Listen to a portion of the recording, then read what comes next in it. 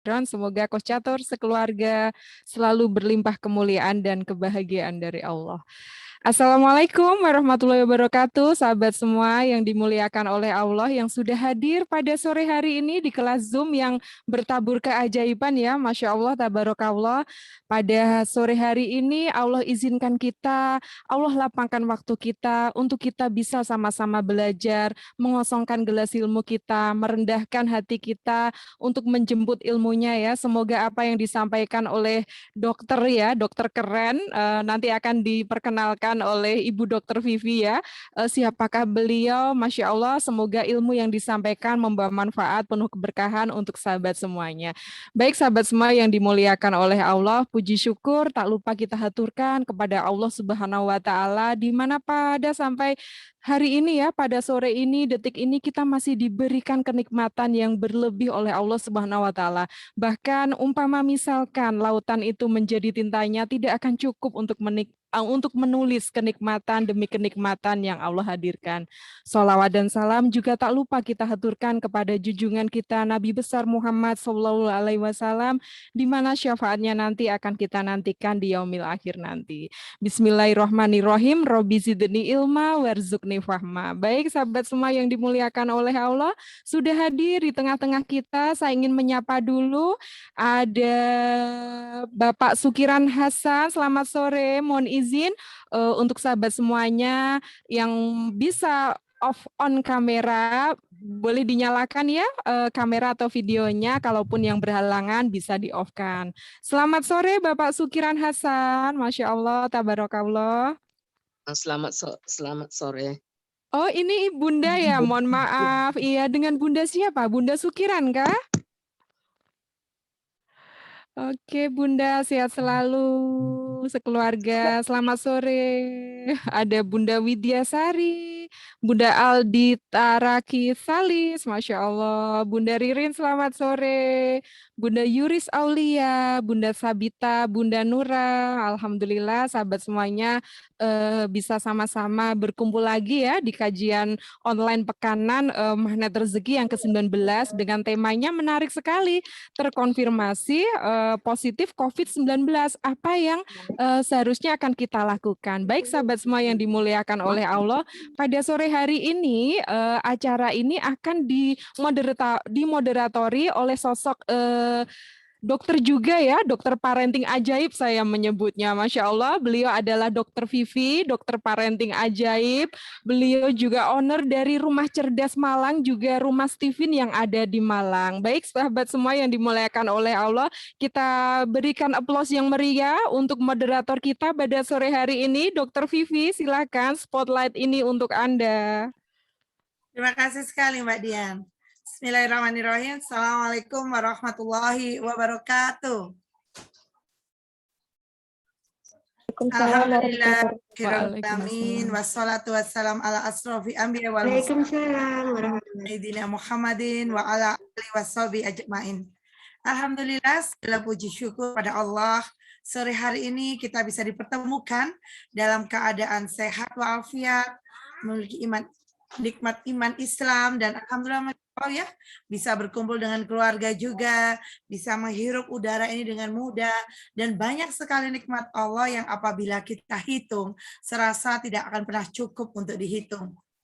Salawat salam terhaturkan pada junjungan kita Nabi besar Muhammad SAW yang telah membawa kita dari zaman jahiliyah ke zaman yang terang benderang, yaitu Islam. Bapak-bapak dan ibu-ibu sekalian, tidak dipungkiri bahwa pandemi COVID ini telah bersama kita lebih dari 1,5 tahun. Banyak sekali hal-hal kejadian yang terjadi saat ini. Dan pada saat ini, tetangga kanan kiri ya, kalau kita melihat ada yang isoman, ada yang harus ke rumah sakit. Dan sebenarnya apa sih yang harus kita dapatkan di situasi pandemi ini? Artinya pengetahuan apa? Sehingga dengan demikian bisa menjadi bekal kita dalam membersamai keluarga, membersamai anak-anak tercinta, dan juga tentunya menjaga diri kita sendiri. Sebenarnya juga apa sebenarnya hikmah besar yang ada di balik pandemi COVID ini? Karena sesungguhnya setiap kejadian yang terjadi dalam kehidupan ini Allah sudah izinkan itu terjadi. Dan itu pasti ada pesan cinta Allah di dalam setiap kejadian, dalam setiap kondisi dan keadaan. Setiap keadaan yang ada sebenarnya bukan untuk menguji kemampuan kita. Tapi setiap keadaan yang ada sebenarnya adalah untuk kemampuan kita untuk kembali menjadi seorang hamba. Nah, pada kesempatan kali ini, ikhtiar kita sebagai seorang hamba menambah ilmu untuk bisa bagaimana kita memahami mengenai COVID ini yang nanti akan dibawakan oleh sahabat saya tercinta nih ya. Sahabat saya yang akan membersamai dengan Dr. Nureta Hefi ya. Namanya Dr. Nureta Hefi Purwaning Tias. Master Science, dokter spesialis DLP ya, spesialis dokter layanan primer. Beliau saat ini beraktivitas di Departemen Keluarga, Fakultas Kedokteran Universitas Brawijaya, dan beliau juga saat ini menjadi Satgas COVID. Nah, amanat tepat hari ini kalau kita nanti akan sama-sama belajar, sama-sama bertanya kepada beliau, apa saja sekiranya pengetahuan yang perlu kita ketahui apabila kita terkonfirmasi COVID-19. Nah, tidak berpanjang lebar, marilah kita sambut ya kehadiran Dr. Nureta Hefi Purwaning Tias. Monggo, silakan dokter. Terima kasih Dr. Vivi. Assalamualaikum warahmatullahi wabarakatuh. Bapak Ibu sekalian, apa kabar sore ini? Sehat? Alhamdulillah sehat. Alhamdulillah Dahsyat. Ya, di antara kita mungkin ada yang sedang proses recover, baru sembuh juga dari sakit gitu ya. Jadi kita sama-sama nih kita menuju sehat bersama-sama begitu nggih. Ini kita langsung saja Kak Dokter Vivi. Ya, monggo dok, monggo. Mungkin mau ditanya dulu apakah yang saat ini sedang ada yang isoman atau lagi recovery? Betul, ini kayaknya ada saya juga yang isoman. Dan bapak-bapak dan ibu-ibu perlu diketahui ini dokter Nureta juga habis saja lulus ya dok ya dari isoman. Baru saja lulus, betul. Baru fresh ini kayaknya. Jadi nanti kayaknya pengalamannya akan lebih mengena banget karena ternyata sebelum menyampaikan materi ini beliau oleh Allah dikasih hadiah dulu ya. Untuk nanti bisa menyebarkan lebih banyak manfaat bagaimana sih harusnya kita kalau lagi COVID nggak perlu panik gitu ya dok ya. Betul, ya, karena betul. Allah setiap hal itu pasti Allah akan berikan obatnya. Enggak. Jadi sama Gusti Allah dikasih ini dulu pengalaman. Jadi ntar kalau lu sharing gitu bukan cuma teori doang gitu, udah ngerasain ya, gitu ya. Jadinya. Baik, terima kasih Dokter Vivi. Ini saya mohon izin untuk share screen. Saya mencoba menyiapkan bahan-bahan sedikit untuk kita berbagi sore ini yang terkait dengan apa sih yang harus dilakukan kalau kita terkonfirmasi COVID gitu nggih. Mohon izin untuk kita mulai.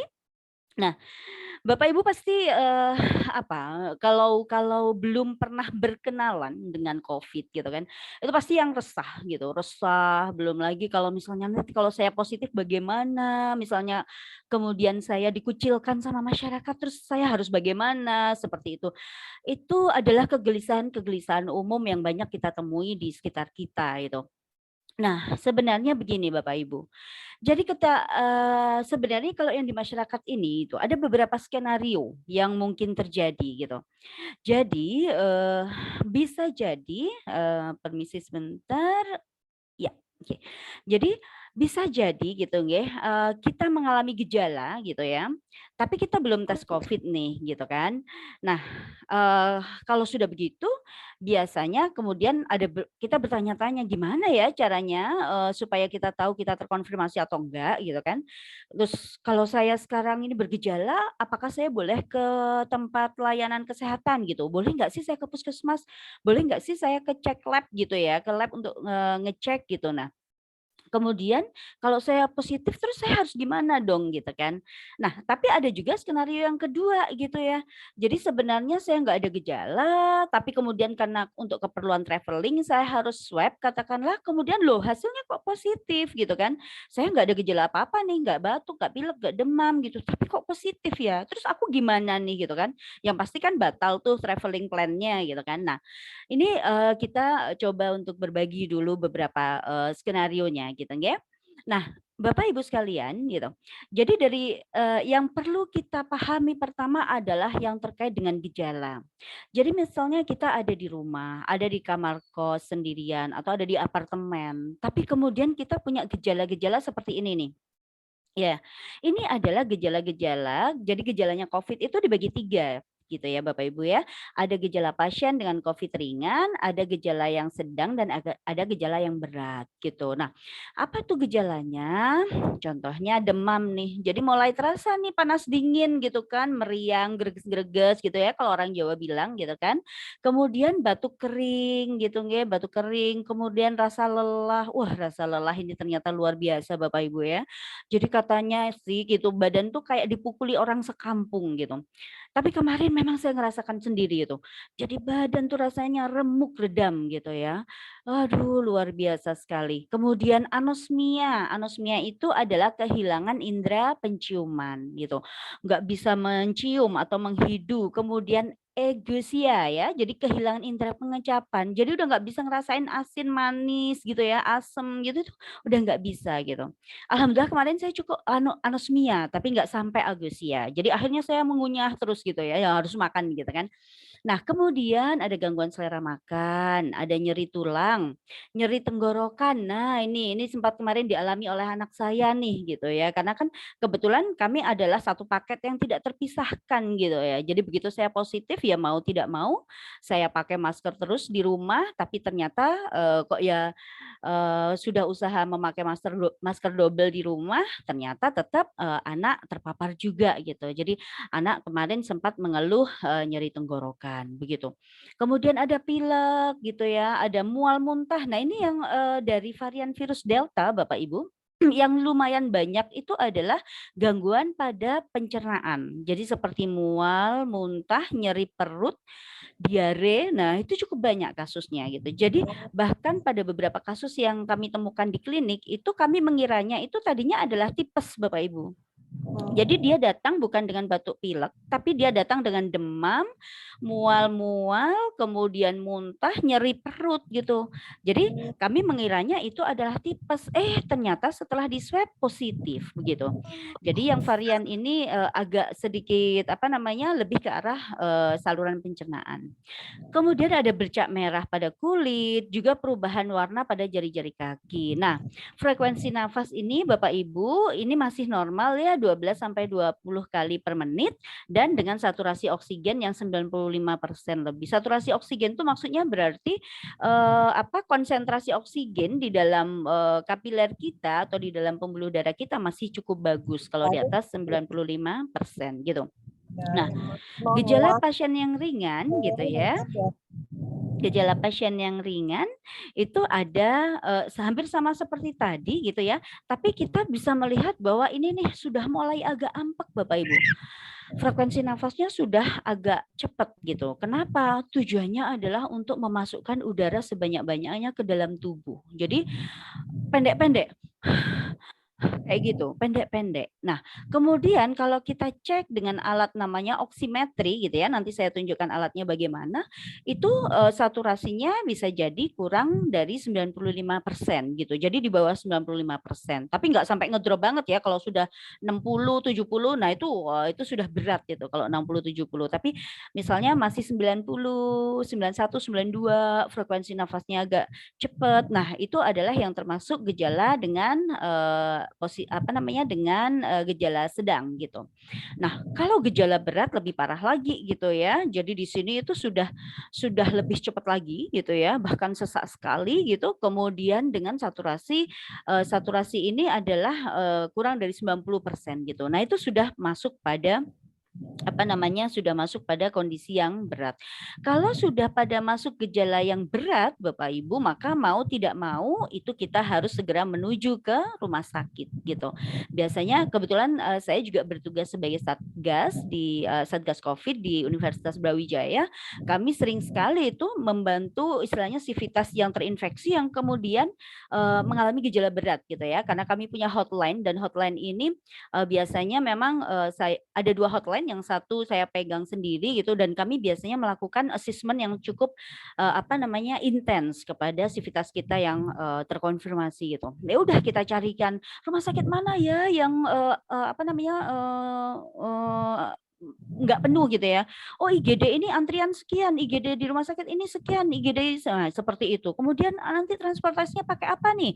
Ambulan, kita carikan dengan PSC atau waduh PSC nggak bisa ngantri nih gitu. Mana lagi seperti itu. Nah, itu kita bantu fasilitasi dari sivitas staf, dosen, karyawan di Universitas Brawijaya untuk segera meluncur ke rumah sakit ketika sudah mengalami gejala yang berat gitu. Nah, Bapak Ibu, jadi gimana nih kalau misalnya terjadi yang seperti itu? Saya sudah ada mulai gejala nih, ada demam, ada batuk pilek gitu ya. Kalau kayak saya kemarin dari awal tuh yang pertama terjadi adalah beler, Bapak Ibu. Jadi mulai nih pilek, kemudian hidung buntu gitu ya. Wah, terus gimana? Saya cuman begitu. Waduh, tadi saya nangani pasien itu ada 2 yang terkonfirmasi positif. Jangan-jangan gitu ya, suudzonnya gitu, jangan-jangan ini kan waspada gitu. Tapi kemudian oke, nanti kita lihat dulu gitu. Jadi yang pertama Bapak Ibu jangan panik dulu. Kenapa? Karena ketika kita sudah panik maka kita tidak bisa lagi berpikir secara rasional. Kita tidak bisa lagi berpikir secara logis sehingga keputusan-keputusan yang kita ambil bisa menjadi sangat berbahaya gitu ya. Nah, yang kedua yang harus dilakukan adalah lakukan tes Bapak Ibu. Jadi jangan khawatir, jangan takut, kok aku positif piye gitu. Jangan gitu. Justru yang harus diambil keputusannya adalah oke, saya bergejala gitu ya. Saya harus tahu nih, beneran nggak sih saya positif COVID atau enggak gitu. Kalau saya positif COVID berarti apa yang harus saya lakukan? Kalau saya enggak berarti apa yang harus saya lakukan? Kan begitu gitu. Nah, ini banyak sekali di masyarakat kita gitu yang kemudian kekhawatirannya cukup tinggi gitu. Nah, kalau aku positif COVID terus mentalku down misalnya, nanti saya dikucilkan sama masyarakat, nanti saya harus isolasi mandiri di mana, saya harus berdiam di mana, seperti itu banyak sekali. Tapi apapun itu, lebih baik kita singkirkan dulu kekhawatiran itu. Jadi yang paling penting adalah ketika kita punya gejala, lakukan tes saja dulu untuk memastikan apakah kita terinfeksi atau tidak, gitu ya. Nah, di sini Oke, di sini gitu nggih, untuk memastikan itu ada beberapa ada beberapa pilihan rapid swab antigen gitu, rapid swab antigen, dan ada juga yang namanya swab untuk dilakukan pemeriksaan PCR. 2 ini nggih. Swab antigen itu lebih cepat Bapak Ibu, jadi dengan alat gitu diambil sediaan gitu ya, disogrok gitulah ya hidungnya gitu sampai di ujung, kita sebutnya sebagai nasofaring gitu ya, kemudian nanti dari hasil sampelnya dicampur dengan larutan tertentu gitu ya, terus diteteskan ke satu kit gitu ya, kit itu. Nah, itu cepat hasilnya. Jadi lebih cepat Bapak Ibu dan juga harganya lebih murah, rata-rata ada yang 120, ada 150, ada yang 200 gitu ya, lebih terjangkau gitu. Tapi sensitivitasnya memang lebih rendah. Nah, kalau swab antigen ini sudah positif, maka untuk yang protokol saat ini itu sudah diakui berarti terkonfirmasi positif gitu. Nah, kemudian ada lagi swab PCR namanya. Swab PCR ini adalah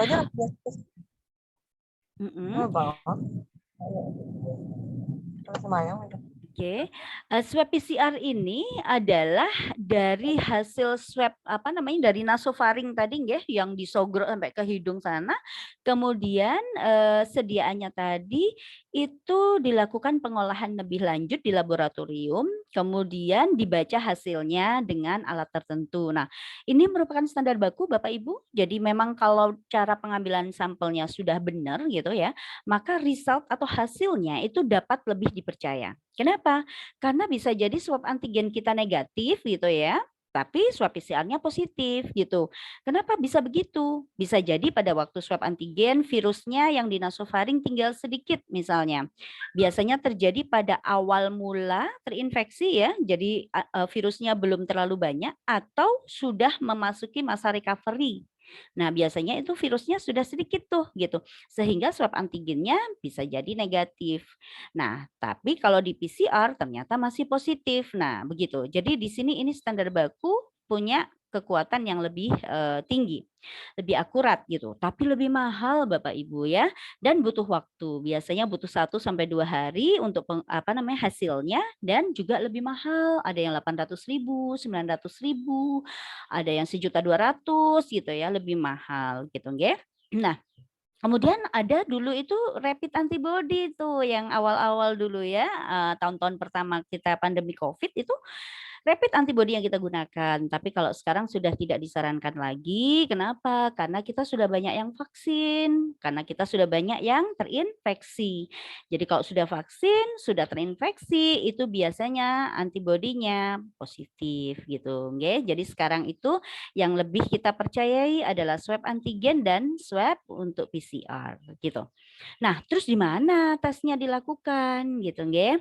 Bisa dilakukan di puskesmas wilayah domisili Bapak Ibu ya. Jadi kalau misalnya kita dekat dengan puskesmas, misalnya kalau saya di Sukun ya, kalau saya di Sukun berarti saya ke puskesmas Janti gitu. Nah, saya misalnya batuk, pilek, demam gitu ya, saya ke puskesmas Janti. Saya bilang gitu ya. Terus kemudian dokter fungsionalnya akan bilang misalnya, wah ini mengarah ke COVID nih. Iya dok, ini sudah hilang penciuman katakanlah. Ya sudah kita swab aja. Nah, ketika di swab hasilnya positif, maka program pemerintah adalah menggratiskan gitu ya. Jadi kalau swab di puskesmas atas indikasi dari dokternya, maka biasanya gratis gitu dan biasanya akan diberikan paket-paket isoman kalau gejalanya tidak ada gejala atau gejala sedang ya, gejala ringan biasanya akan diberikan namanya paket isoman seperti itu. Nah, atau bisa juga di klinik atau dokter praktek mandiri ya. Sudah banyak banget klinik yang bisa menyediakan swab untuk antigen ya Bapak Ibu. Bahkan ada juga klinik yang bersedia untuk home care ya, datang ke rumah Bapak Ibu sekalian untuk lakukan pemeriksaan tes swab ini gitu ya. Ada. Kemudian bisa juga di laboratorium swasta yang terdekat. Kita punya banyak sekali laboratorium swasta ya, tidak perlu kita sebutkan ya. Nanti kalau disebutkan katanya promosi gitu ya. Jadi silahkan datang ke laboratorium swasta yang terdekat. Nah, kemudian mikir dong kita. Terus ntar dulu, kita kesananya gimana dong? Ntar saya nularin ke orang lain gitu kan. Nah, jadi Bapak Ibu, kalau memungkinkan itu kabari atau beritahu layanan kesehatan yang hendak Anda tuju. Jadi misalnya saya mau ke klinik UB nih misalnya. Maka bisa kita kabari dulu via hotline-nya klinik UB. Ada tuh klinik UB punya hotline, rumah sakit UB punya hotline. Nah, mungkin juga klinik yang lain ada. Nah, bisa kita hubungin dulu. Saya mau ke sana, saya punya gejala ini gitu ya. Jadi kita daftar dan kita sudah istilahnya memberikan warning. Walaupun di klinik itu hampir selalu kita akan memakai namanya APD, alat perlindungan diri. Biasanya kalau di klinik adalah APD level 2 gitu ya. Kemudian ada APD level 3 untuk pengambilan sampel gitu nggih. Tapi paling tidak kita kabari dulu yang hendak kita tuju. Kalau misalnya tidak ada hotline, oke, ya udah berarti kita langsung ke sana, tapi jangan lupa gunakan protokol kesehatan yang ketat. Gitu nggih. Kenapa? Apa itu protokol kesehatan yang ketat? Yaitu penggunaan masker ya. Untuk saat ini sangat disarankan masker yang double Bapak Ibu. Jadi masker yang di bagian dalam itu adalah masker medis ya. Yang di bagian luar adalah masker kain Ya, Bapak Ibu bisa lihat di sini bahwa double masking ya, double mask itu bisa mengurangi transmisi atau penularan COVID sampai 96% loh Bapak Ibu. Ini luar biasa sekali ya. Jadi benar-benar kalau kita patuh pada protokol gitu ya, kita bisa aman dan kita mengamankan orang lain. Itu amanahnya orang Islam ya gitu, bahwa kita aman dan orang lain juga aman dari kita gitu kan. Nah, kemudian face shield Bapak Ibu. Jadi jangan lupa kalau kita mau pergi karena kita bergejala, kita pakai face shield. Nah, banyak ini loh yang malu gitu. Saya kalau pakai face shield kayak robot dong. Orang lain itu pakai masker aja. Kita kan pakai masker aja udah kayak orang ini ya, kayak alien ya. Kayak masyarakat kita banyak sekali yang abai. Jangankan pakai masker, masker double. Terus mari ngono pakai face shield. Saya lah jadi kayak alien. Ya Allah gitu. Jadi memang kalau kita sedang sakit ya, kalau kita sedang bergejala, itu jika kita mau save atau menyelamatkan orang lain, maka ambillah kesempatan itu gitu. Jadi gunakan itu face shield-nya. Kemudian kita gunakan baju lengan panjang ya atau jaket dan selalu bawa hand sanitizer gitu. Kemudian kesananya pakai apa dong gitu ya? Kesananya nah, sebisa mungkin gunakan kendaraan pribadi Bapak Ibu. Kalau masih kuat pakai motor, pakai mobil, bawa motor sendiri, bawa mobil sendiri, hindari penggunaan kendaraan umum. Tetapi kalau terpaksa banget gitu ya, saya sendirian, saya kondisi sudah lemah, tidak bisa menyetir, saya pusing gitu kan. Terpaksa gitu kan minta tolong orang atau pakai kendaraan umum ojek katakanlah. Maka pilihlah yang roda 2 ya, pilihlah ojek motor Bapak Ibu. Jadi kenapa begitu? Karena kalau kita roda 2 gitu ya, itu kan sirkulasinya bebas sekali gitu. Dengan kita sudah memakai double masker, dengan kita sudah pakai face shield, kita melindungi driver yang ada di depan kita. Gitu ya. Nah, tapi jangan lupa tetap sampaikan pada driver kita, Bapak saya lagi sakit ya, jadi saya masker saya double dan saya pakai face shield gitu. Dan saya akan jaga jarak gitu. Jadi maksudnya jangan mepet banget sama si Bapak sopirnya ya, mungkin ini temennya gitu ya. Tapi agak dikasih jarak gitu. Nah, ini lebih aman. Tapi kalau kondisi tidak memungkinkan gitu ya, karena lemah pusingnya misalnya terpaksa harus gunakan ojek mobil ya, atau misalnya minta tolong teman untuk menyetirkan mobil gitu ya, maka sampaikan bahwa memang sakit gitu ya, terus buka lebar-lebar jendela mobil. Jangan pakai AC ya Bapak Ibu. Jangan pakai AC kalau misalnya Bapak Ibu sedang sakit dan curiga bahwa saya COVID misalnya.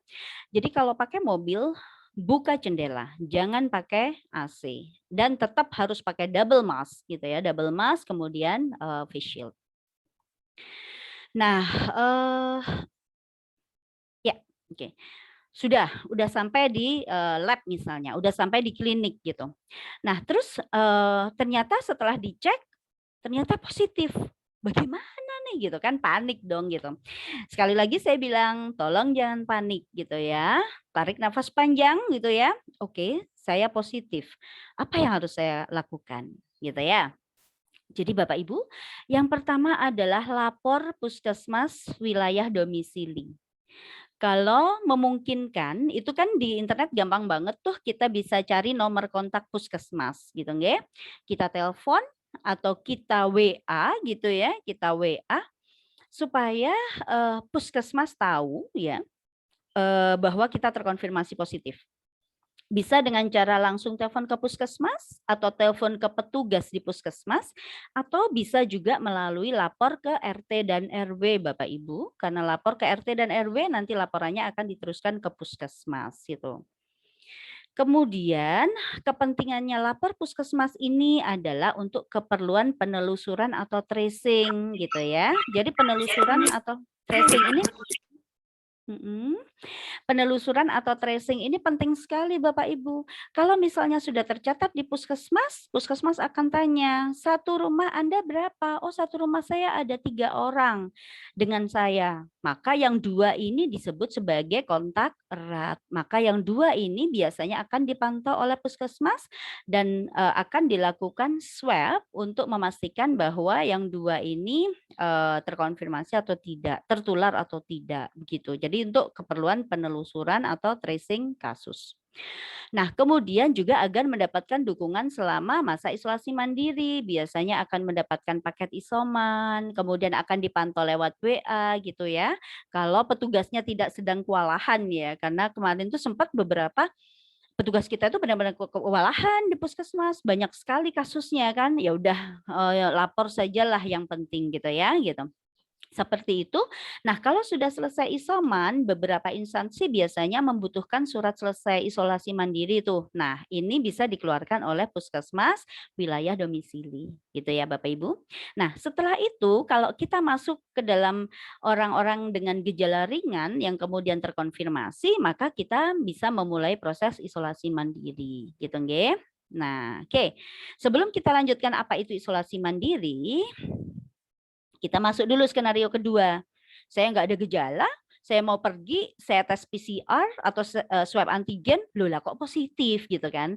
Nah, lagi-lagi yang pertama jangan panik gitu ya, jangan panik. Nah, yang kedua laporkan diri pada puskesmas wilayah domisili dengan tujuan yang tadi sudah saya sebutkan gitu ya, dan kemudian memulai proses isolasi mandiri. Apa sih sebenarnya isolasi mandiri gitu kan? Nanti kita jelaskan. Nah, jadi ini prosedurnya Bapak Ibu. Ketika kita tes antigen positif, maka kita langsung melakukan isolasi mandiri.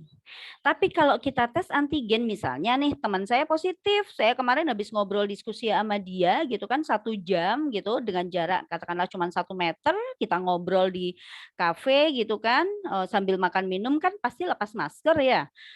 Teman saya bilang, saya positif loh gitu. Waduh, jangan-jangan gue kena nih gitu kan. Maka kemudian kita tes antigen. Tapi kalau ternyata kemudian tes antigen kita negatif, bukan berarti bahwa kita bebas COVID, belum tentu. Jadi misalnya teman saya baru terkonfirmasi hari ini. Kami baru keluar kemarin gitu kan, ngobrolnya kemarin. Teman saya terkonfirmasi hari ini. Maka saya sebaiknya melakukan swab antigen itu di hari ketiga atau hari kelima pasca paparan gitu. Jadi saya sebaiknya melakukan tes antigennya itu 2 hari kemudian atau 4 hari kemudian setelah ngobrol sama teman tadi gitu.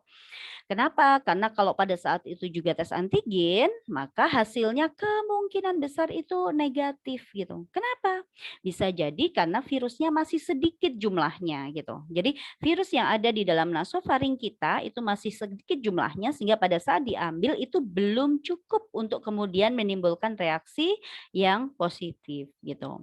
Nah, apa yang harus kita lakukan? Maka kalau kita merupakan kontak erat, kita harus melakukan yang namanya karantina selama 5 hari. Karantina itu kita menjauhkan diri dari orang lain dulu gitu ya.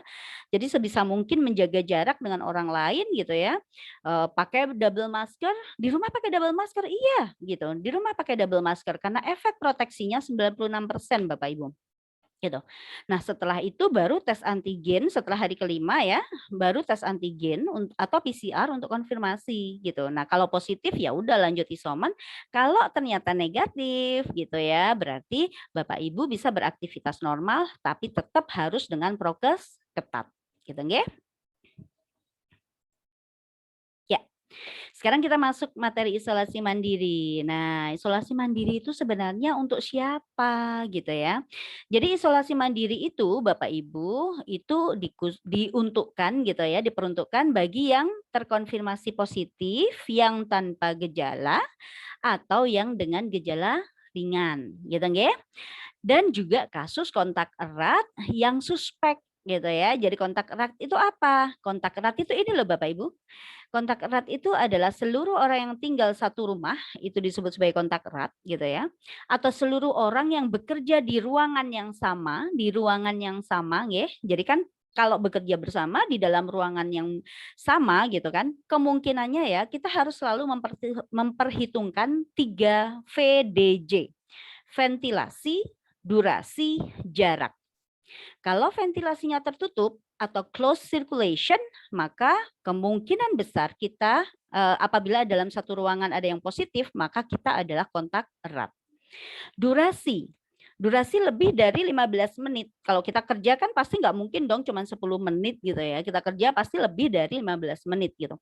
Kita bersama dalam ruangan yang tertutup lebih dari 15 menit, maka itu disebut sebagai kontak erat.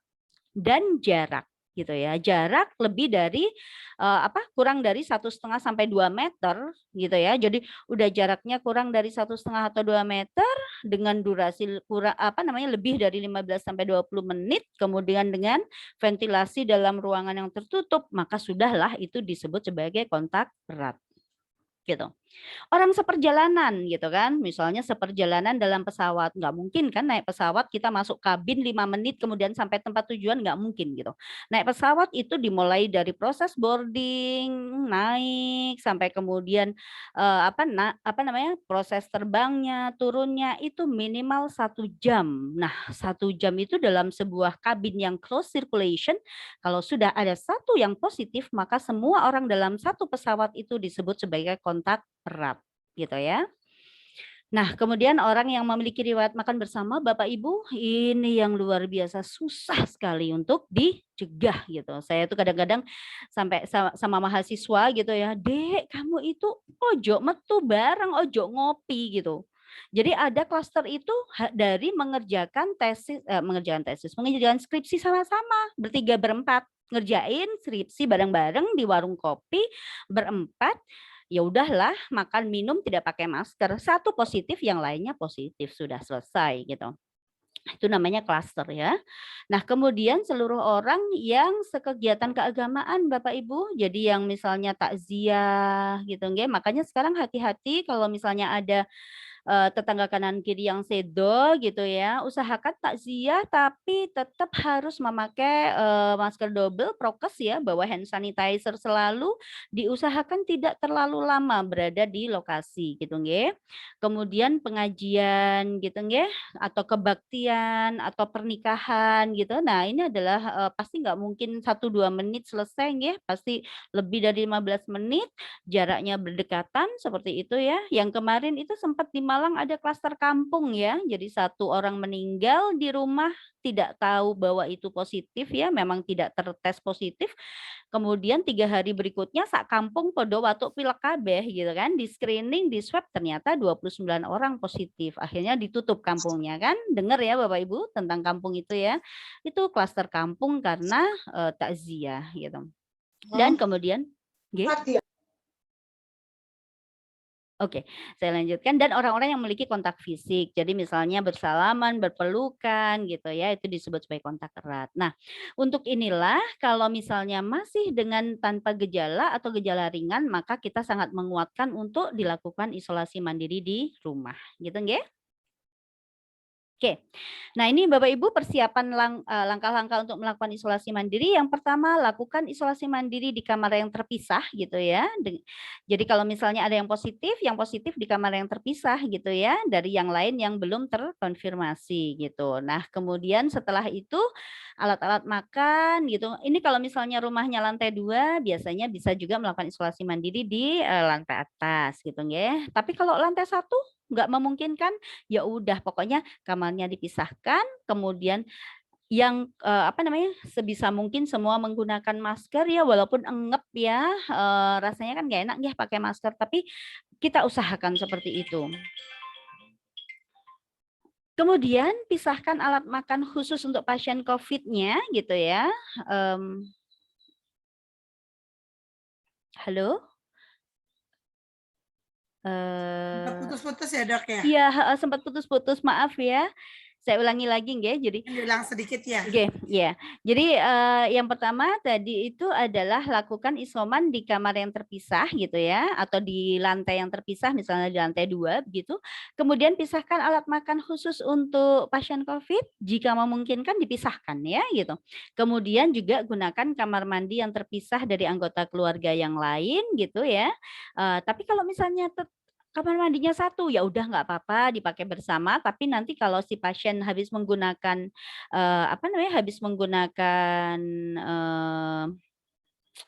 kamar mandinya segera disemprot pakai disinfektan gitu ya. Siapkan alat kesehatan Bapak Ibu seperti ini, termometer, kemudian pulse oximeter ya yang dicantolin di jari itu ya. Kemudian minimal ada APD Bapak Ibu, alat pelindungan diri seperti masker gitu ya. Kemudian hand sanitizer juga disediakan dan paracetamol terutama ya gitu.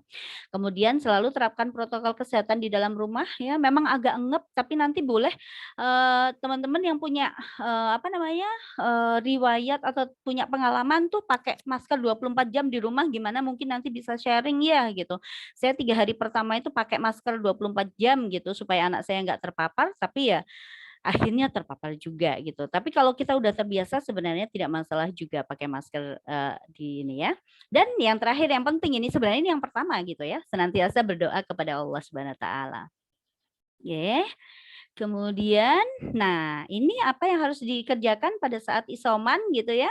Jadi selalu gunakan masker kalau keluar kamar atau berinteraksi dengan anggota keluarga, cuci tangan ya, sering lakukan cuci tangan, kemudian hand sanitizer gitu ya, jaga jarak dengan keluarga sementara agak jauh-jauhan dulu gitu ya.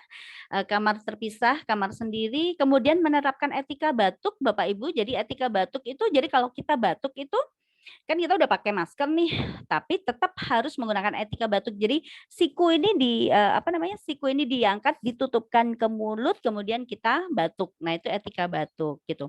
Dan ada cara batuk yang efektif. Batuk efektif tuh Bapak Ibu tarik nafas panjang, kemudian dibatukkan gitu. Nah dengan kita tutup, begitu nggih. Oke, boleh sebentar minta izin off sebentar.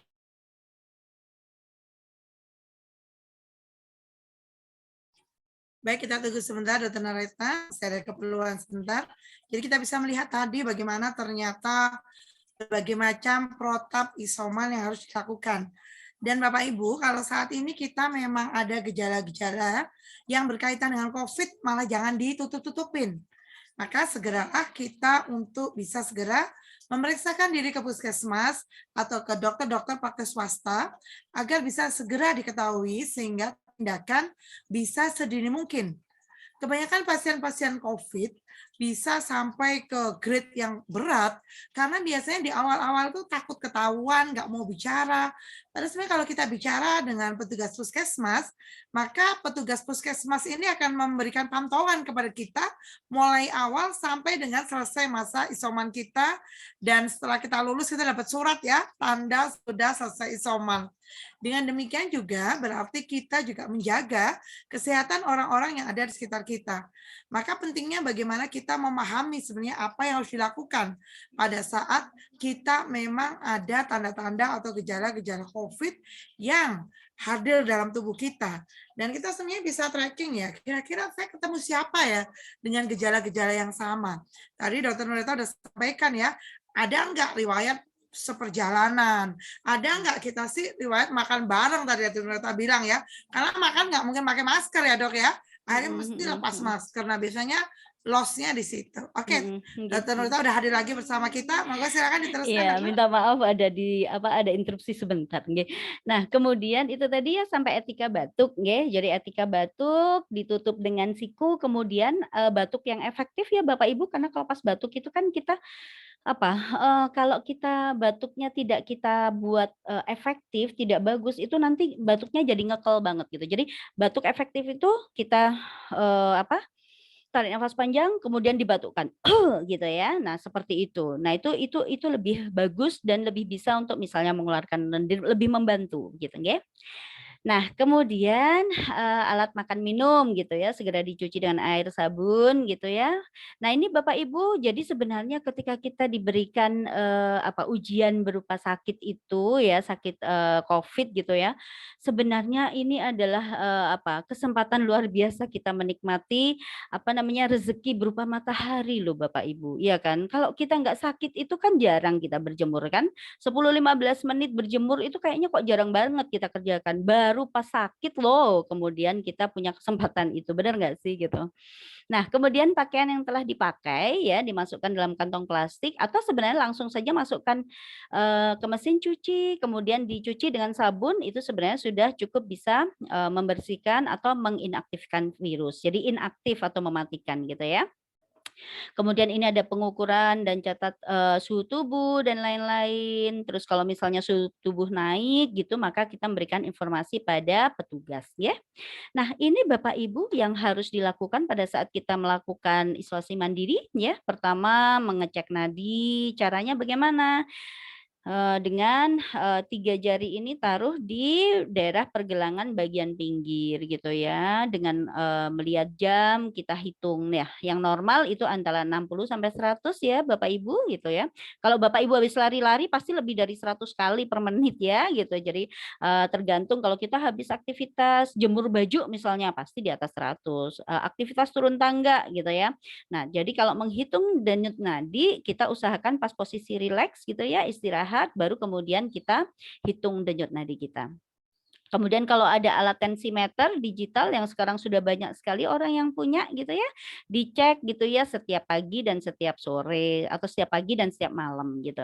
Ada cek suhu ya. Jadi kalau Bapak Ibu merasa kok awakku greges yo, demam yo gitu ya, maka diceklah suhunya sebisa mungkin dengan termometer nggih. Jadi termometernya bisa digital atau bisa juga termometer yang manual itu. Kemudian dicek nafasnya juga. Jadi cek nafas ini Bapak Ibu dalam posisi rileks, kemudian dihitung nafasnya 1 menit, bisa minta tolong pada orang lain untuk menghitung gitu ya. Yang normal adalah antara 12 sampai 20 kali per menit. Nah ini Bapak Ibu dicek saturasinya. Memang tidak semua orang punya ini ya Bapak Ibu, tapi kalau misalnya pas kita terinfeksi sebaiknya kita punya dulu ini ya. Jadi entah itu pinjam ya. Jadi kalau di UB untuk Sivitas UB itu kita punya tim yang bisa meminjamkan logistik seperti apa namanya termometer, oksigen, kemudian alat saturasi kita pinjami gitu. Sementara itu ada fasilitas yang bisa diberikan. Kemudian apa namanya? Catat keluhan ya, catat keluhan. Kemudian kalau misalnya ada yang di luar normal di sini maka segera kita lapor ke petugas gitu nggih. Nah, Bapak Ibu jangan khawatir gitu ya. Oh ya, sebelumnya ini ya bisa dicatat dulu punya catatan sendiri tapi sekarang itu Bapak Ibu sudah banyak sekali aplikasi yang bisa memantau saat isoman ya. Saya sedikit promosi boleh gitu ya. Ini adalah aplikasi isoman yang kita manage ya, kita punya. Aplikasi ini sebenarnya tadinya untuk Sivitas UB saja, tapi kemudian ternyata permintaan itu banyak sekali Bapak Ibu, jadi akhirnya kita buka untuk umum gitu. Jadi di situ nanti bisa mengupdate kesehatan 3 kali sehari selama isoman, 2 kali ya, 2 kali pagi dan malam sebenarnya. Ada telekonsultasi Bapak Ibu, jadi begitu Bapak Ibu nanti mengisi ini, kemudian kami punya tim dokter yang berjaga gitu ya, dan kemudian nanti Bapak Ibu akan di WA gitu ya, kemudian juga ada tim diet ya, ada dietitian, ahli gizi dan juga ada perawat gitu. Nah, terus juga ada loh aplikasi-aplikasi yang sudah disediakan oleh banyak ini ya, ada Halo Dokter, Good Dokter, Halodoc, Milfik dan lain-lain ini juga bisa dipakai gitu. Nah, ini mohon izin sedikit pamer, sedikit ini ya, sedikit promosi. Jadi ini kalau yang di app Isoman Bapak Ibu nanti kita bisa ada di situ mulai tes kesehatan ya, udah registrasi ada tes kesehatan, maka kita akan ditanya tuh terkait batuk, pusing, gejala sakit tenggorokan. Nanti kami sebagai dokter yang ada di app Isoman itu bisa melihat nih gitu. Gejalanya itu apa aja nih dari misalnya pagi nih gitu kan, pagi pemeriksaan seperti ini, terus malam loh ternyata kok saturasi O2-nya di bawah 95% ya gitu. Nanti ini akan keluar di database kami sebagai pasien berat begitu. Jadi seperti itu kemudian akan kita hubungin gitu ya, akan kita hubungin. Nah, kemudian Bapak Ibu, kalau misalnya ayah ibunya positif, lah si kecil bagaimana gitu ya?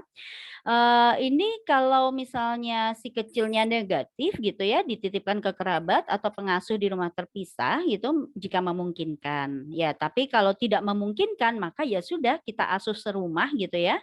Tapi jangan lupa bahwa kita harus menggunakan masker ini gitu ya, memakai masker baik si anak ini maupun kita sebagai orang tua. Tapi kalau anaknya masih kecil sebaiknya memang tidak memakai ya, kalau kurang dari 2 tahun tidak memakai masker, nggak apa-apa, tapi kita wajib pakai masker gitu nggih. Nah, jadi gini Bapak Ibu, ini kan kalau di sini itu dititipkan di kerabat atau pengasuh di rumah yang terpisah gitu ya. Cuman masalahnya adalah dari banyak kasus, kebetulan ini dari hasil sharing sama teman-teman spesialis juga yang kebetulan pasiennya itu jadi gini, bapak ibunya positif, anaknya negatif, anaknya dititipin ke neneknya. Tidak berapa lama si adik tadi ternyata positif, akhirnya nenek kakeknya juga positif gitu. Jadi kalau dari saya personal gitu ya, dari saya pribadi ini, ketika kita positif ya sudah, berarti kita dan keluarga ya, jadi kita melakukan isolasi mandiri dan keluarga juga melakukan karantina gitu. Jadi ya gimana, ya terpaksa mau nggak mau pakai double masker di rumah, seperti itu nggih. Oke. Nah, kemudian bagaimana dengan ibu yang menyusui? Nah, ibu yang menyusui kan nggak mungkin tuh misahin anaknya gitu. Ya udah, boleh, tapi tetap ibu tetap pakai double mask gitu ya. Jadi pada saat ibu menyusui, merawat bayi harus pakai double masker, sering cuci tangan seperti itu ya. Dan barang-barang yang ada itu sering didisinfeksi, yang sering disentuh itu ya. Kemudian kalau misalnya seperti sekarang kasus yang sedang saya assistance gitu ya. Jadi si ibu ini sesar di rumah sakit, kemudian anaknya negatif, anaknya pulang tanggal 9 kemarin, si ibu pulang tanggal 10, anaknya terpisah, si ibu tetap melakukan pumping atau memerah ASI gitu ya. Memerah ASI, kemudian pada saat memerah ASI pastikan ini ya. Jadi cuci tangan dulu, ibunya pakai masker, cuci tangan dulu, siapkan alat untuk pumping gitu kan, kemudian dilakukan pumping, kemudian simpan di wadah tertutup, kemudian dikirim pada bayinya gitu nggih. Jangan seperti itu. Nah, oke, ini adalah obat-obat yang minimal sebaiknya dikonsumsi oleh pasien-pasien isoman. Yang paling penting Bapak Ibu vitamin dan mineral ini gitu. Jadi anjurannya adalah vitamin C yang 500 mg, dosisnya 3-4 kali per hari. Kalau yang punya sakit MAH, cari vitamin C yang lepas lambat ya, ada banyak di pasaran gitu. Vitamin D 5.000 unit, kemudian zinc 20 mg tablet gitu ya, satu hari 1 tablet selama 14 hari gitu nggih. Yang wajib disediakan juga adalah paracetamol ya, untuk dewasa dosisnya 3-4 kali sehari 1 tablet 500 mg. Untuk anak-anak dosisnya menyesuaikan ya gitu. Nah, obat lain sesuai petunjuk dokter. Saya tidak sarankan Bapak Ibu kemudian membeli obat dari hasil rekomendasi tetangga, saudara yang bukan tenaga medis gitu ya. Kan banyak banget tuh sekarang WA berseliweran. Minum ivermectin, minum antiviral, favipiravin gitu, atau minum Avigan, atau minum azithromycin gitu. Saya sarankan kalau Bapak Ibu gejala ringan atau tanpa gejala, mohon apabila ada saran obat dari tetangga, dari teman yang bukan non medis, harap disaring betul-betul. Lebih baik dikonfirmasikan atau dikonsultasikan dengan dokter supaya obat yang Bapak Ibu minum itu sesuai dengan yang betul-betul Bapak Ibu butuhkan. Karena kemarin sempat kejadian gitu. Jadi pasien yang kami dampingi via hotline itu dia dok saya dapat ini, dapatnya itu adalah ini nih obat untuk gastritis. Jadi ada antacid, ada ini loh. Terus saya tanya, loh jenengan mual, muntah? udah gitu, wes ndak usah dituruti ya. Itu yang diminum sama teman saya kemarin, Dok, dan sembuh. Teman jenengan itu gejalanya berbeda. Dia punya ada keluhan mual, ada nyeri di lambung, lan jenengan boten, otomatis obatnya tidak sama gitu ya Bapak Ibu ya. Jadi yang disediakan cukup dua ini saja, dua macam, dua jenis ini gitu ya. Tetapi obat lainnya mohon konsultasi kepada dokter gitu ya. Oke. Ini yang harus kita lakukan Bapak Ibu selama isoman 2 minggu ya. Lakukan hal-hal yang positif, baca buku, olahraga gitu ya. Olahraga apalah gitu. Kalau kalau mungkin relaksasi ya, mungkin bisa ya kalau yang mau yoga yogalah, tapi mungkin yang ikut olahraga lain bisa latihan pernafasan gitu ya. Tapi jangan futsal ya Bapak Ibu, masa isoman terus futsal apa maksudnya nih gitu ya. Enggak boleh gitu ya. Jadi olahraga yang bisa dilakukan di rumah gitu ya. Mendengarkan musik mungkin, tapi mungkin bisa mendengarkan murotal, kajian gitu ya yang lebih menenangkan gitu ya. Melakukan video call dengan keluarga atau pasangan, atau kalau senang nulis bisa menulis gitu ya. Saya isoman 2 minggu itu yang ada adalah presentasi, presentasi dan presentasi gitu ya Bapak Ibu. Tapi nggak apa-apa, alhamdulillah masih dalam keadaan apa namanya sakit, tetap diberikan kesempatan untuk berbagi gitu ya. Nah ini Bapak Ibu yang tidak boleh dilakukan. Pergi bekerja, sekolah, ke ruang publik nggak boleh, pakai transportasi publik tidak boleh, keluar rumah membeli makanan tidak boleh gitu ya, menerima tamu atau keluarga tidak boleh. Jadi kalau dua ini mungkin ada delivery order gitu ya, gitu. Terus kalau keluar rumah itu hanya jika memang membutuhkan pemeriksaan medis.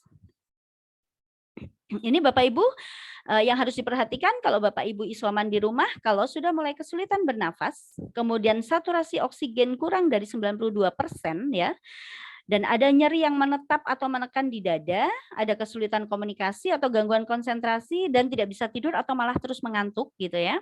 Kemudian ini Bapak Ibu di ujung-ujung jari warna pucat atau kebiruan gitu ya, maka sebaiknya segera konsul dan segera ke rumah sakit. Nah, kalau ini kadang-kadang harus diinikan dulu, harus di-describe dulu. Sering banyak yang mengeluh sejak pandemi Covid itu saya sering banget menerima keluhan sesak nafas gitu. Ketika di Vicol saya lihat loh ngomongnya masih sangat lancar gitu. Karena kalau nyeri dada dan sesak nafas, maka kalau ngomong pasti tidak akan selancar ini Bapak Ibu. Jadi ini saya nggak bisa nafas nih. Ini berat banget misalnya seperti itu ya. Nah, itu kita bisa membedakan kalau pas kita Vicol itu bisa kelihatan ini benar-benar sesak nafas gitu ya, atau jangan-jangan nyeri dada karena panik gitu. Ampaknya karena panik, takut gitu ya, terus akhirnya jadi nyeri dada. Jadi tugas dokter cukup berat, tugas tenaga kesehatan kayak perawat gitu ya, bidan untuk memastikan ini beneran nggak sih sakit dada ini ampek, sesak nafas benar atau jangan-jangan karena panik gitu ya, membedakan itu. Oke. Ya, apa yang harus keluarga lakukan? Nah, ini ya. Jadi kalau misalnya masih dalam satu rumah dengan yang isoman gitu, periksakan diri. Kalau sudah lapor ke puskesmas biasanya akan ditelusur oleh pihak puskesmas. Kemudian selalu pakai masker dan jaga jarak gitu ya. Kemudian sering cuci tangan. Hindari area ini jangan sering-sering pegang muka. Kita kan sering banget ya gini terus pegang muka. Nah, itu sebisa mungkin dikurangi kebiasaan seperti itu gitu ya. Kemudian pastikan bahwa sirkulasi udara kita cukup lancar, sirkulasi udara di rumah, dan bersihkan sesering mungkin dengan daerah yang mungkin tersentuh pasien ya. Jadi misalnya gagang pintu ini ya. Kemudian kamar mandi seperti itu. Kemudian di rumah perhatikan ventilasi, cahaya dan udara. Ada kan ya, tapi yang kalau misalnya terlalu dekat rumah sama tetangga gitu, begitu kita buka jendela, tetangga jadi pada panik. Lu gimana sih isolasi mandiri kok buka jendela gitu? Ya ampun, ya sudahlah kalau seperti itu ditutup aja. Tapi sebisa mungkin mungkin bisa dengan menggunakan apa tuh kipas angin misalnya ya. Jangan gunakan AC ya Bapak Ibu. Kalau AC itu kan harus di ruangan tertutup. Jadi kalau AC dengan ruangan tertutup itu maka kalau misalnya ada anggota keluarga kita yang masuk ruangan itu juga resiko transmisinya cukup tinggi. Kemudian buka jendela kalau memungkinkan, pakai APD selalu gitu ya, cuci tangan, bersihkan kamar ya. Ya, ini adalah beberapa yang harus sering dibersihkan dengan alat desinfektan dengan cairan desinfektan ini. Gagang pintu, keran, toilet, wastafel, saklar Bapak Ibu ya. Kemudian meja kursi seperti itu. Oke, untuk pakaian seperti tadi pisahkan ya, langsung masukkan, langsung cuci saja tersendiri begitu gitu ya. Dan pada saat memproses, kalau misalnya yang mencucikan bukan yang positif, kan ada tuh yang masih bisa cuci sendiri, ya udah cuci sendiri. Tapi kalau terpaksa harus dicucikan orang lain, maka yang mencucikan ini harus sebisa mungkin cuci tangan. Kalau ada sarung tangan, pakai sarung tangan gitu ya, pakai masker, terus kemudian masukkan ke dalam mesin cuci, lakukan pencucian seperti biasa dengan sabun. Nah, ini Bapak Ibu. Jadi kalau pasien dalam isolasi mandiri yang tanpa gejala gitu ya, tapi begitu gejala muncul maka langsung hubungi puskesmas setempat biar dievaluasi. Nah, tapi kalau misalnya pasien yang tanpa gejala ini setelah 10 hari isolasi mandiri, maka itu sebenarnya sudah cukup untuk bisa mendapatkan surat keterangan bebas isoman kalau dari awal sudah lapor ke puskesmas gitu nggih. Tapi kalau misalnya kantor minta harus tetap PCR misalnya, ya udahlah PCR. Tapi kalau hasil PCR-nya masih positif, maka dia harus lanjut isomannya gitu ya. Nah, kalau yang dengan gejala, kalau misalnya sudah melakukan isolasi mandirinya 10 hari, kemudian sudah tidak ada gejala ya Bapak Ibu, ditambah 3 hari lagi gitu ya, jadi 3 hari bebas gejala, maka setelah itu bisa minta surat bebas isoman ke puskesmas gitu. Nah, jadi kalau yang protokol terbaru itu sebenarnya sudah tidak perlu lagi untuk dilakukan swab antigen atau PCR untuk memastikan bahwa saya negatif atau tidak. Biasanya hanya kantor-kantor tertentu yang minta. Tapi kalau secara prosedural itu ya, kalau sudah bebas gejala 10 hari isolasi mandiri tambah 3 hari bebas gejala itu udah cukup bisa mendapatkan surat keterangan bebas isoman atau surat keterangan selesai isoman. Gitu nggih. Oke, ini beberapa referensi yang saya gunakan dan terima kasih. Mudah-mudahan kita bisa berdiskusi setelah ini nggih. Saya kembalikan kepada Dr. Vivi, monggo. Terima kasih sekali Dr. Nureta, Masya Allah ya, hari ini, sore ini kita sama-sama belajar bagaimana kalau ternyata kita ada gejala-gejala yang mengarah ke COVID atau kita terkonfirmasi COVID-19, apa sebenarnya harus dilakukan. Kata kunci pertama, jangan panik ya Dr. Nureta ya. Betul. Dan hari ini kita udah belajar step-stepnya. Naudzubillah, memang nggak pengen sakit, tapi namanya kita nggak bisa menghindari ya, kalau memang kita terpapar dari teman, saudara, atau bahkan keluarga dekat yang memang terkonfirmasi COVID. Baik, sebelum kita menuju ke sesi tanya-jawab, mumpung masih lengkap nih pesertanya, kita mau foto dulu ya, Dr. Nureta ya, untuk kenang-kenangan. Boleh. Mohon minta izin untuk bisa dibuka kameranya, agar nanti fotonya kelihatan, jadi kita bisa saling silaturahmi.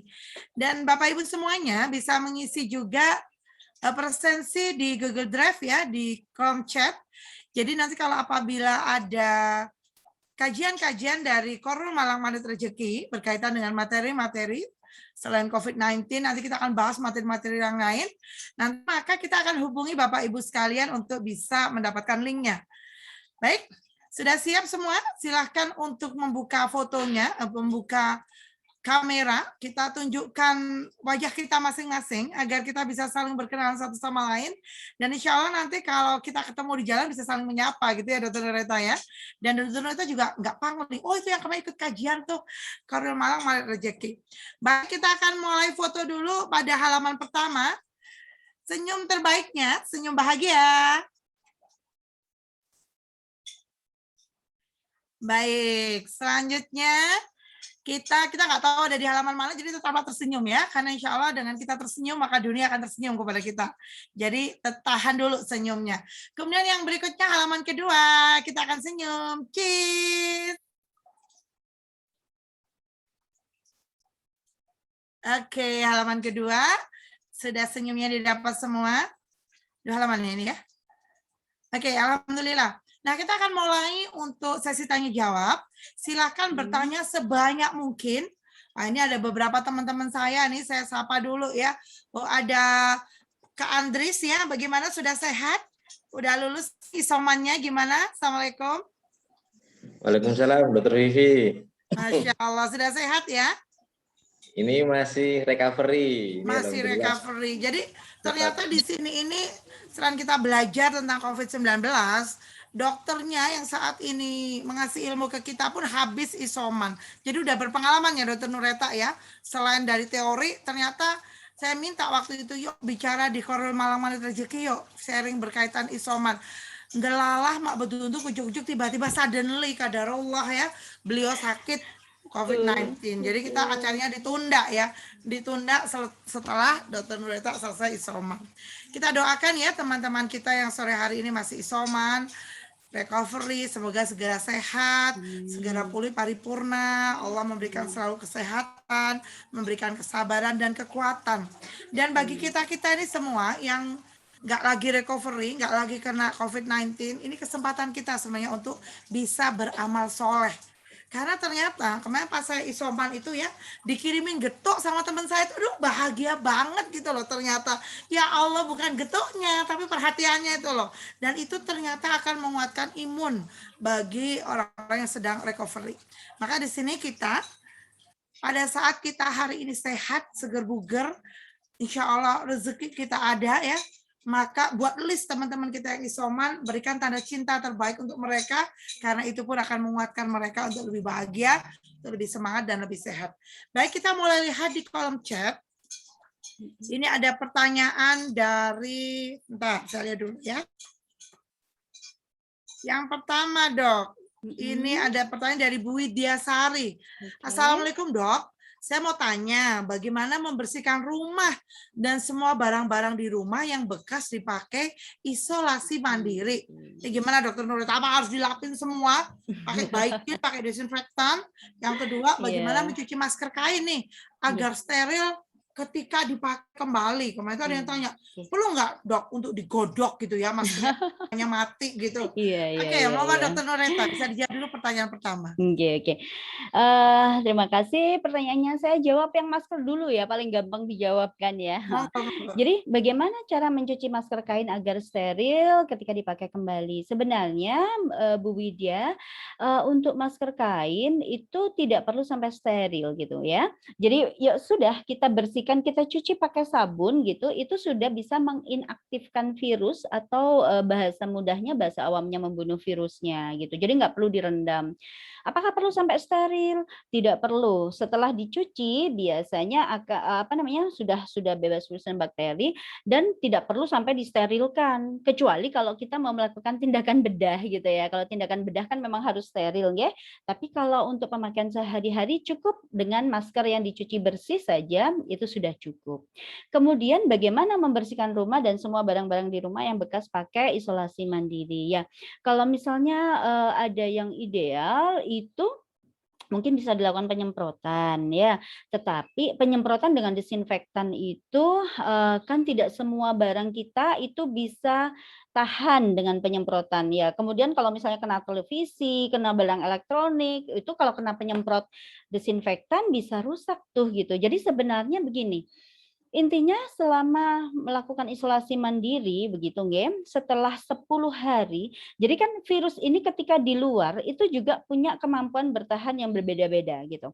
Jadi beberapa ada yang cuma bertahan 1-2 hari, 3 pada kondisi yang lembab, close circulation mungkin bisa cukup lama sampai 5 hari, 6 hari, tapi istilahnya ketika di permukaan gitu, si virus ini tidak memiliki kemampuan gitu ya. Jadi dia baru memiliki kemampuan ketika dia di permukaan terkena, kemudian dengan tangan kita atau bagian tubuh kita masuk, baru kemudian itu menjadi infeksius. Nah, tetapi itu tadi dia hanya mampu bertahan beberapa hari saja di luar tubuh kita gitu nggih.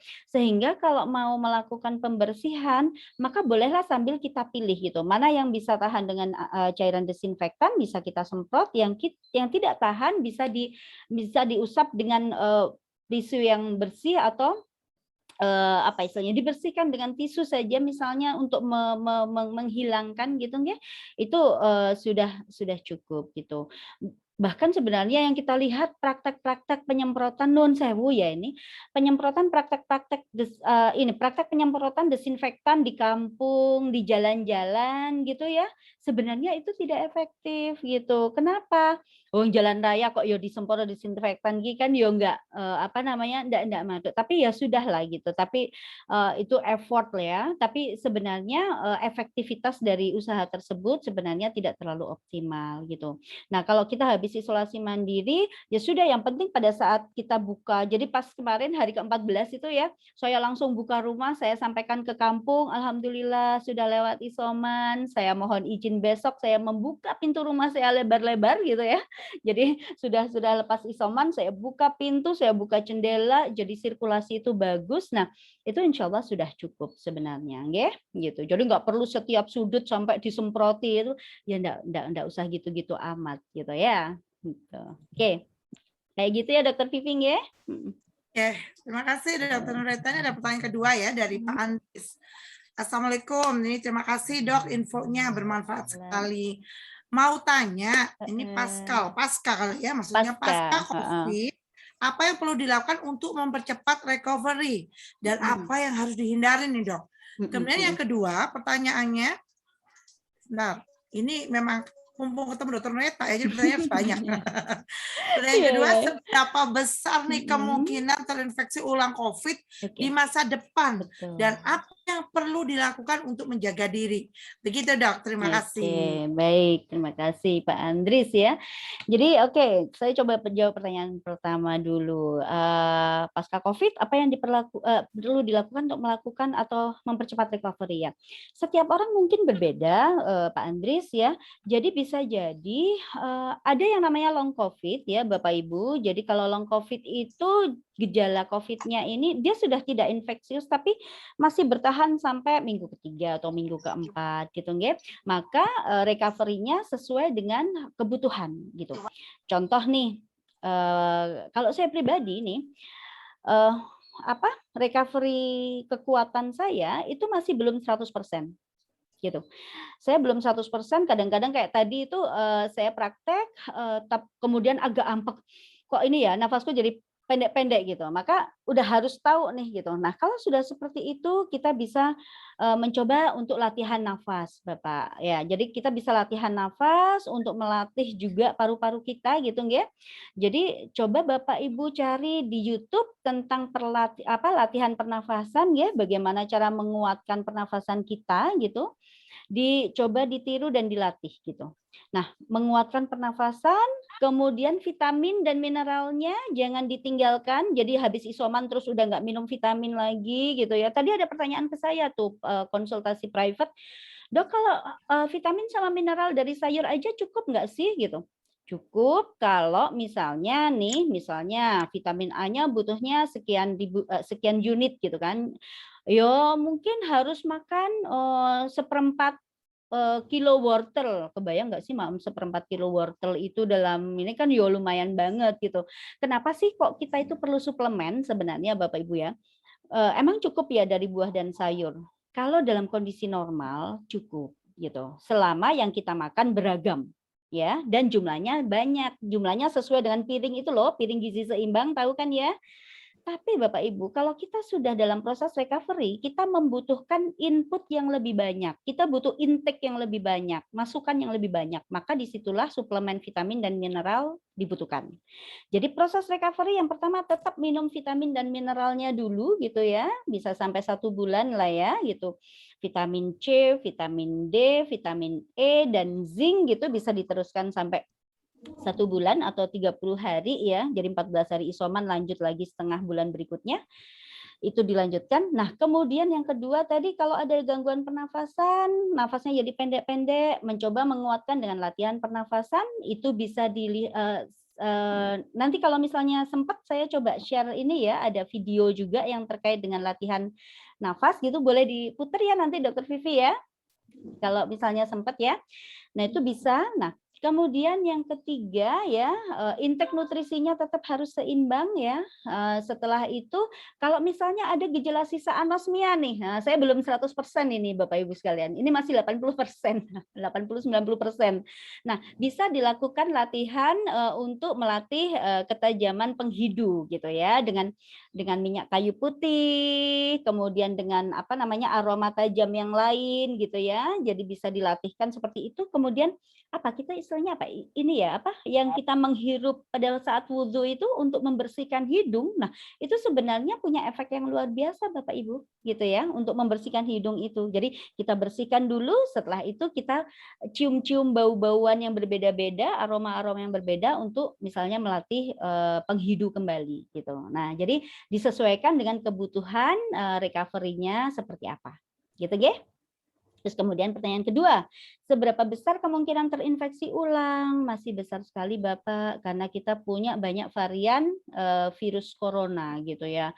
Ada virus varian alfa, ada delta yang sekarang ini sangat gampang sekali menyebar ya, yang orang bilang dari India itu yang jenis delta, ada lagi jenis lambda, ada lagi jenis varian yang lain. Sehingga mungkin nggak sih terjadi reinfeksi? Mungkin sekali gitu. Kita punya sejawat yang sudah pernah terinfeksi COVID, terinfeksi lagi gitu. Ada. Jadi prosesnya itu bisa terjadi namanya reinfeksi oleh varian yang berbeda. Jadi tetap kita udah selesai isoman, bukan berarti kita kebal kemana-mana nggak pakai masker, enggak. Tetap harus pakai masker, gitu ya.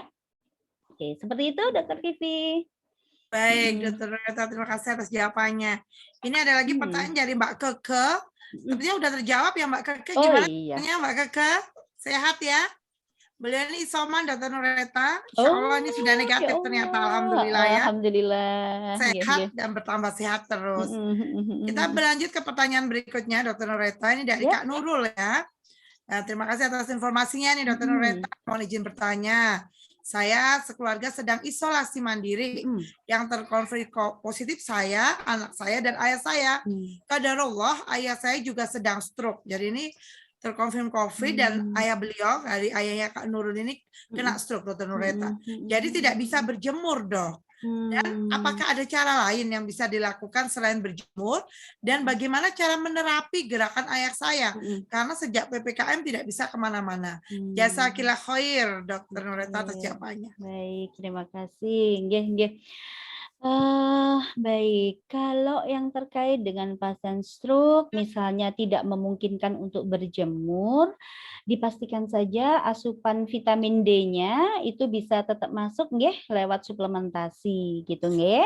Nah, tetapi kalau kemudian di sini bagaimana menerapi gerakan ayah gitu ya, maka tergantung pada jadi kalau stroke itu kan ada gradasinya gitu ya, kadang sequel atau gejala tinggalannya itu kan ada beberapa gradasi. Maka caranya adalah walaupun di rumah maka ayah tetap kita latihkan. Jadi misalnya yang lemah yang bagian kiri itu, maka tetap kita berikan latihan-latihan untuk organ anggota gerak kiri yang lemah itu supaya tidak istilahnya tetap harus dilakukan gerakan untuk melatih gitu. Ini sebenarnya masih belum jelas ya ini stroke-nya kapan gitu ya. Kalau misalnya masih baru maka kemungkinan untuk kembali gitu ya mungkin masih cukup besar sehingga tetap harus dilatih. Tapi kalau mungkin sudah lama gitu mungkin jadi sequel yang menetap gitu ya, ya maka yang perlu kita bantu pada ayah kita adalah bagaimana cara ayah tetap melakukan mobilisasi di rumah gitu. Jadi dilatih tetap melakukan mobilisasi. Jangan sampai istilahnya kalau orang Jawa jadi kembang amben ya. Kembang amben itu maksudnya di atas tempat tidur aja gitu. Kecuali benar-benar memang sudah tidak bisa dimobilisasi, maka di atas tempat tidur pun tetap harus kita lakukan perawatan seperti baring kanan, baring kiri ya. Setiap berapa jam kita baringkan kanan, berapa jam kita posisi terbaring, berapa jam posisi ke kiri, seperti itu. Kenapa? Supaya tidak sampai timbul yang namanya dekubitus atau perlukaan pada kulit karena tekanan yang terus-menerus gitu ya, Mbak Nurul ya, gitu. Kira-kira bisa begitu nggak? Terima kasih Dr. Tata jawabannya. Semoga Puas ya Kak Nurul ya untuk jawabannya. Baik, kita lanjutkan pertanyaan berikutnya dari Ibu Lala Novianti, Dokter Nureta. Assalamualaikum dokter, untuk vitamin yang aman nih buat lambung apa ya dok? Ini kebetulan beliau sedang sakit lambung ya, Safakila ya, Bu Lala. Nggih. Ibu biasanya kalau yang seperti ini itu kan yang paling ganas sama lambung ya, itu kan vitamin C ya biasanya. Jadi kalau misalnya Ibu punya sakit lambung, maka kalau kita biasanya akan berikan dulu obat-obat proteksinya Ibu. Jadi misalnya diberikan antacid dulu sebelum minum obat. Jadi antacid dulu dikunyah, setelah itu dahar, setelah itu baru minum obatnya atau vitaminnya gitu. Atau bisa juga kalau misalnya ini cari vitamin C yang aman buat lambung itu adalah jenis yang vitamin C lepas lambat gitu ya, atau jenis yang salut selaput Ibu. Jadi yang nggak bisa dipotek ya gitu. Biasanya ada tuh di grenjangnya, di bungkusnya gitu ya, slow release gitu ya, atau salut selaput. Nah itu biasanya cukup aman. Jadi Ibu kalau misalnya pas kalau sebut merek boleh nggak sih? Nggak boleh ya, jangan ya.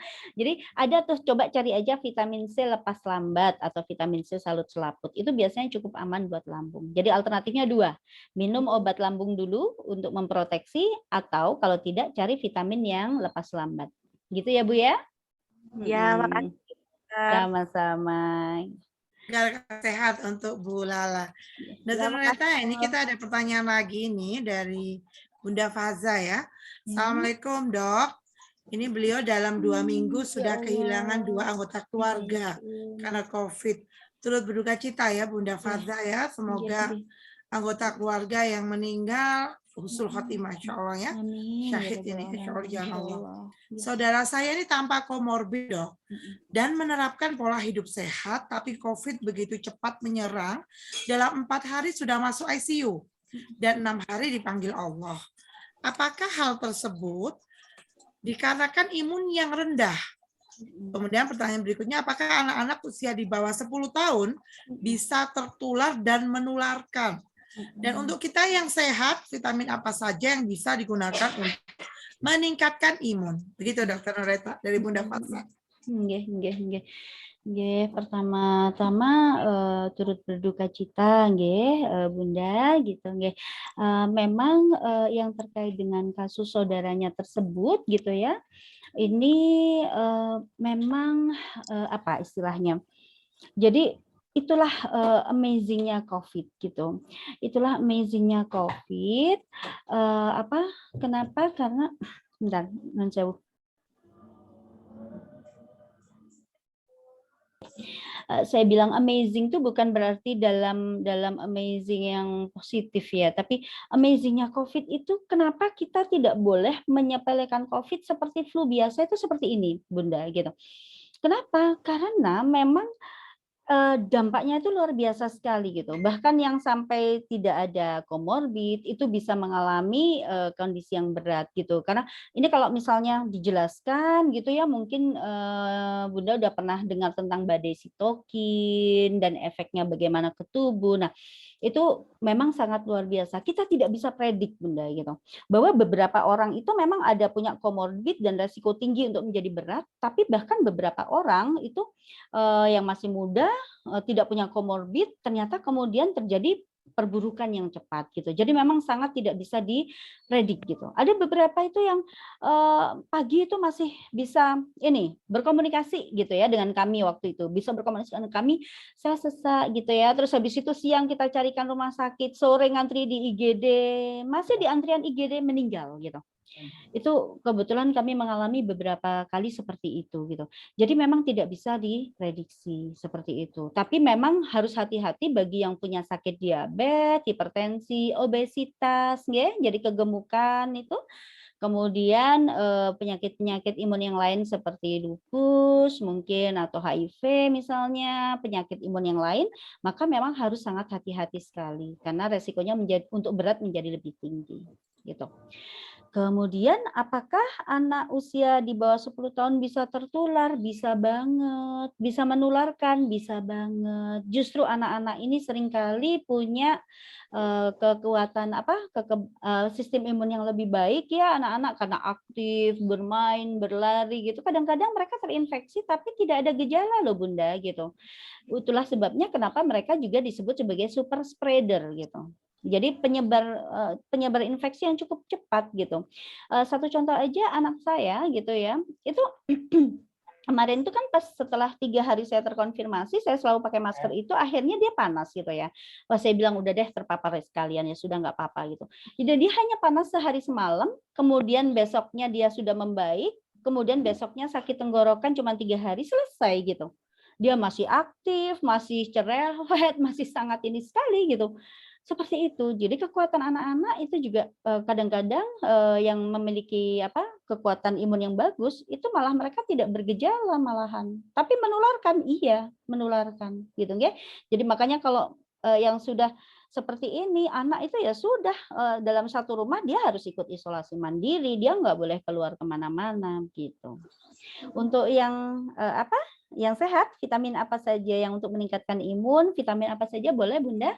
Tetapi kalau yang untuk terkait dengan COVID ini memang yang kita sarankan adalah yang mengandung vitamin C ya, vitamin C dosis tinggi, vitamin D, vitamin E dan zinc. Itu yang kita kuatkan selama masa isoman gitu ya, seperti itu. Gitu nggih? Baik, Dokter Nureta, terima kasih atas jawabannya. Pertanyaannya banyak banget nih. Ya, sampai jam 17. Tapi masih ada beberapa pertanyaan saya baca cepat ya. Kita dibuka ke Dok, gimana nih untuk mengurangi nyeri sendi? Terapi obatnya apa? Kemudian Bu Erlina juga gitu. Berapa dosis vitamin C dan D? Tadi sudah ada di materi sebenarnya. Nanti kalau ibu-ibu ingin mendapatkan materi, bisa mengisi di Google Form ya, di presensi. Nanti kita akan bisa sharing materinya. Apa benar vitamin D harus dibarengi vitamin K? Nah, kemudian dari Pak Matrodi ya, pagi sekitar 5.30 duduk di bawah pohon desa cari oksigen. Betul apa salah? Oke. Ya, kita tutup sesi pertanyaan. Nanti kalau ada pertanyaan-pertanyaan lagi bisa ditanyakan di luar sesi. Nanti silakan mengisi di Google Form. Jadi kami nanti akan bisa menghubungi Bapak dan Ibu, apalagi yang membutuhkan materi. Begitu ya, Dr. Nureta? Iya. Oke. Baik, saya jawab cepat berarti ya untuk Mbak Keke. Kalau untuk mengurangi nyeri di sendi, tapi ternyata waktunya memang sudah habis ya. Ternyata saya juga ada agenda lagi, jadi kita speed. Jawabannya cepat ya. Oke Mbak Keke, boleh dengan meminum obat-obat untuk pengurang rasa nyeri. Kalau yang paling ringan boleh dengan paracetamol atau paracetamol forte 610 mg gitu ya. Bisa juga kalau lambungnya kuat bisa dengan jenis-jenis yang seperti ibuprofen, natrium diklofenak, meloxicam, piroxicam seperti itu boleh, tapi tetap konsul aja sama dokter ya untuk dosisnya ya gitu. Nah, atau sup ini maksudnya apa? Suplemen atau supositoria nih. Gitu ya. Jadi kayaknya ya. Jadi suplemen mungkin kali ya gitu. Ya, dengan itu ya obat-obat pengurang rasa nyeri. Kemudian dosis vitamin C sama D tadi sudah ada di materi, nanti bisa di-share ya. Apakah benar vitamin D harus dibarengin K2? K2 ini apa ya? K itu maksudnya. Apa ini? Dibarengi K2 itu apa ya Mbak Erlina? Bu Erlina? Tidak paham. Sejauh yang saya tahu sih kok enggak ya. Jadi yang kita kuatkan ya itu aja vitaminnya sih, benar-benar yang vitamin D, vitamin C, vitamin D, vitamin E dan zinc itu, gitu ya. Kemudian pagi jam 5:30 duduk di bawah pohon cari oksigen, bagus, boleh gitu ya. Itu sehat sekali gitu ya, saged. Lek Rodi ini paman saya. Jadi alhamdulillah bisa ikut kegiatan juga bersama sharing di sini gitu. Baik, terima kasih Dr. Nureta atas paparannya luar biasa dan semua pertanyaan telah terjawab ya. Kalau nanti akan ada pertanyaan-pertanyaan lagi bisa di-share ke panitia. Nanti kami akan sampaikan ke Dr. Nureta insya Allah.